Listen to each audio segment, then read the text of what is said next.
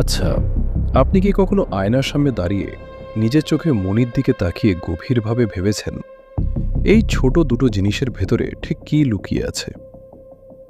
আসসালামু আলাইকুম, আমি ইরফান। আজ আমি আপনাদের এমন কিছু জানাতে এসেছি যা আগে কখনো হয়তো এভাবে ভাবেননি। আমরা সচরাচর যা দেখি তা কি আসলেই বাস্তব, নাকি আসল জগৎটা আমাদের এই রক্ত মাংসের চোখের আড়ালে ঢাকা পড়ে আছে?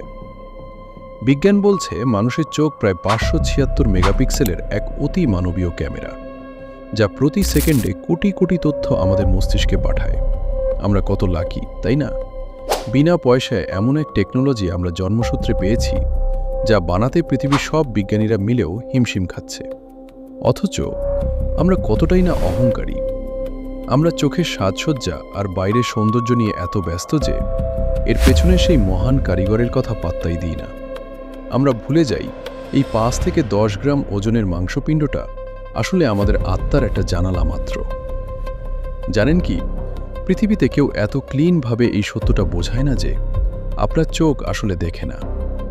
চোখ শুধু আলো গ্রহণ করে, কিন্তু আসল দেখার কাজটা করে আপনার চেতনা বা আপনার আত্মা। বিশ্বাস হচ্ছে না? ভেবে দেখুন তো, যখন আপনি ঘুমান আপনার চোখ তখন বন্ধ থাকে, কিন্তু তবুও তো আপনি স্বপ্নে পাহাড় দেখেন, সমুদ্র দেখেন, মানুষের মুখ দেখেন। তখন কে দেখে? চোখ তো বন্ধ। তার মানে দেখার ক্ষমতা আসলে এই জৈবিক লেন্সের ওপর নির্ভর করে না। কিন্তু আমরা আজ এতটাই যান্ত্রিক হয়ে গেছি যে আমাদের ভেতরে যে কত অদ্ভুত রহস্য লুকিয়ে আছে তা নিয়ে চিন্তা করার সময় আমাদের নেই।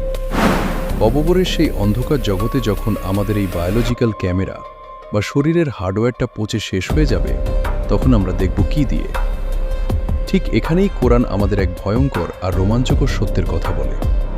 সূরা কোয়াফে বলা হয়েছে, আজ তোমার সামনে থেকে পর্দা সরিয়ে দিয়েছি, ফলে আজ তোমার দৃষ্টি অত্যন্ত প্রখর। ভেবে দেখুন, মৃত্যু মানে অন্ধ হওয়া নয়, মৃত্যু মানে আসল জগৎ দেখার শুরু।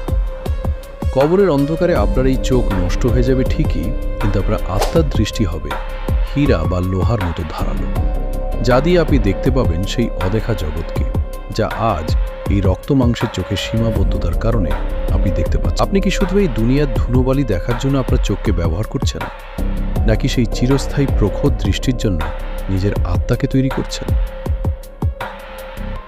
সবশেষে একটা কথা, আপনারা যে মূল্যবান সময় নিয়ে আমার এই কথাগুলো শোনেন, এটাই আমার সার্থকতা। আলাদা করে সাবস্ক্রাইব বা লাইক চেয়ে আপনাদের বিরক্ত করব না। আপনাদের এই ভালোবাসাটাই আমার কাছে সবচেয়ে বড় পাওয়া। ভালো থাকবেন সবাই। আল্লাহ হাফেজ।